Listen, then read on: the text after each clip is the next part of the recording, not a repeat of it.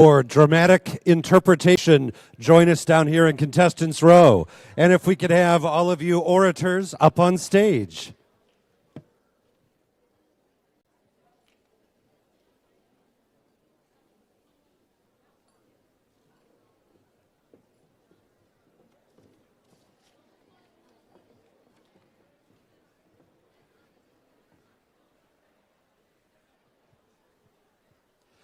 There were 7 finalists in the final round of Original Oratory. In 7th place, from Naperville Central, Michelle Key. In 6th place, from Hinsdale South, Alana Waterman. In 5th place, from Southland College Prep Charter, Amaya Howard.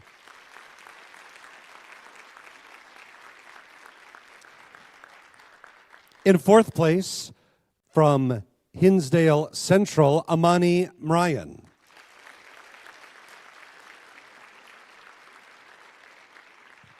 In 3rd place, from Belleville West, Kaylon Brown.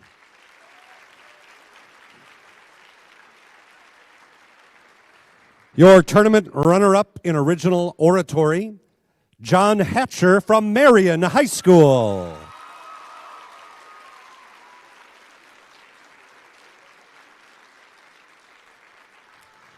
And your 2019 champion in Original Oratory, right here from Central Illinois, Lizzie Link from Washington High School.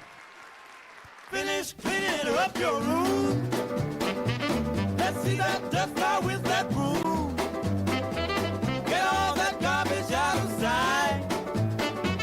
Or you don't go out Friday night. Yakety yak. Don't talk back. You just put on your coat and hat. Walk yourself to the laundromat. Did you know that the IHSA annually honors 26 of the best and brightest students in the state with its all-state academic team presented by Caterpillar? The event not only provides recognition through a celebratory banquet, but is also a great accolade for students when applying for college scholarships and jobs. Contact the IHSA for more information on how to nominate a current high school senior.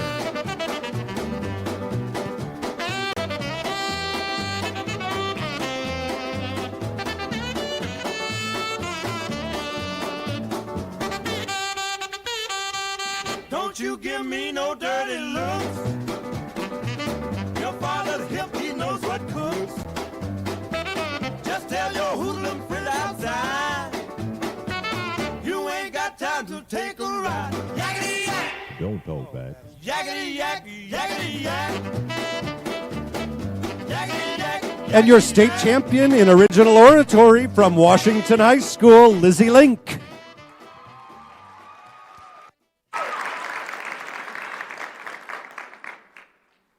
So I kind of hate to admit it, but I watched The Bachelor. I'm still a bit of a virgin to the show, but from what I can tell, it's mostly Colton showering, a bunch of drunk people, and a lot of blonde girls I can't tell apart. And I'm a blonde girl. But the show surprised me a few weeks ago when contestant Kaylin Miller-Keys shared that she had been sexually assaulted while in college. Her story is a narrative heard far too often. But what was striking was when she said she waited until a year after the fact to tell her mother. In fact, Monica Hess, a Washington Post journalist, noticed a similar common thread in who the survivors she's spoken to struggled talking to the most. Their loved ones. Hess told NPR of October 3rd, 2018, this inspired her to start a column called Dear Dads, Your Daughters Told Me About Their Assault. This is why they never told you. I encourage you to read the column because it is absolutely powerful, and it underlines a major issue. We've spent the last year and a half talking about why survivors don't go public with their stories. But I don't think we've spent enough time talking about why they don't come private. So today, we're going to talk about why survivors can struggle coming to their loved ones with their experiences, how we can respond better when they do come to us, and what we can do to create a culture to support survivors. Because the hardest part of sexual assault should not be telling the people who love you. Now, I want to start this off by saying that nobody teaches us how to respond after someone we love says they've been assaulted. It's completely normal to become overwhelmed with emotions or fall back on a base of knowledge that might not be entirely correct, bringing us to just two of the many reasons survivors can struggle coming to their loved ones: fear of our responses and misinformation about what assault is. First, at the trial for Larry Nassar, a former physician at Michigan State University who has been convicted of serial child molestation, the father of 3 girls abused by Nassar rushed him at the stand while his daughters testified, according to CNN of February 2nd, 2018. The father's actions, though completely understandable, exemplify this first reason.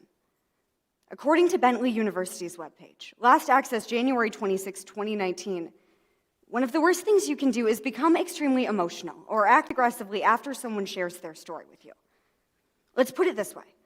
When we respond with strong negative emotions against the abuser, we don't quite help the person in front of us. However, this is not everyone's reason for choosing to stay silent.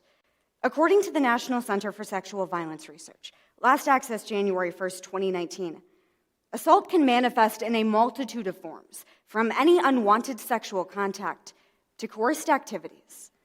It's a term that is incredibly hard to define, and it's a crime that does not discriminate. But PBS of September 21st, 2018, said far too often we think of assault as only a violent and forced penetration, where a man is the perpetrator and a woman is the victim. When we think of assault only by this definition, we can unintentionally minimize the experiences of survivors around us by making it seem like we consider them to be illegitimate. This is some really heavy stuff. I know. It's completely natural for you to feel a little icky hearing about it. But we have to channel that feeling of discomfort into change. We all want to be the kind of people our loved ones can come to with these issues. And there are ways we can respond better when they do come to us. Saying the right things and letting our loved ones control the situation. First, the Chicago Tribune of November 3rd, 2018, gives 3 go-to phrases to use after someone shares their story with you. I believe you. It's not your fault. And you have options. Once you say these things, let the conversation become organic, and let your loved one guide it. But if you're like me, you want to do more than talk when bad things happen. According to Planned Parenthood's website, last accessed February 11th, 2019, you should never report your friend's assault without their consent or pressure them into doing so, because it takes their control over the situation away all over again. Instead, they say, listen, be supportive, stay calm, remind your friend to pursue necessary health care like testing and counseling, and continue to check in on them. Just make sure your loved one is always the person deciding what happens next.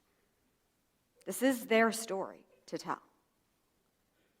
But these are just 2 proposed responses to a scenario some of us may never encounter. Staying silent about assault can have as much to do with internal conflict as it does with external influences. We can't make anyone come to us with their stories. But what we can do is make sure we behave in a way that is respectful to and supportive of all of those who are not ready to talk about what happened yet. Opening dialogues early and watching our words. First, talking about sexual assault directly is something we need to start doing, even if it is really uncomfortable at first. According to NBC News of September 28, 2018, when we open dialogues early, we show a willingness to talk about this. The benefits are twofold. First, it allows us to show our support for survivors while still letting them maintain their comfortable level of anonymity. And second, it can make those hard conversations easier when they do become necessary. However, for this method to work at all, we need to watch our words. It should always be remembered that anyone could be a survivor. Because of this, we need to be extremely cognizant of the words we use and the implications they could have for the people around us. Take, for instance, how we refer to people who have experienced misconduct. Often we refer to them as women or victims. But what if we said survivors instead? It is inclusive of all genders and sexualities, and it has this positive connotation that refers more to an individual's strength and resilience rather than defining them by someone else's actions. Imagine what we could do if we were that conscious of all the words we used. Because when we do this, we create a culture of thoughtfulness, openness, and respect. Things we could all use. Now, there is a reason I've chosen to talk about this to a group of primarily high school students. One, this is the best platform to practice advocacy, and I want to make sure I'm using it to its full potential. And two, you're the ones who need to hear this the most.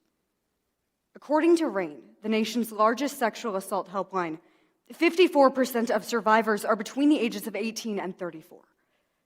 We are fast approaching this age group, making it imperative that we understand both how to help our friends and what we should accept as help if it ever does happen to us. Survivors never have to fear talking to the people who love them the most. And we, as those people who love them, can make sure they don't have to.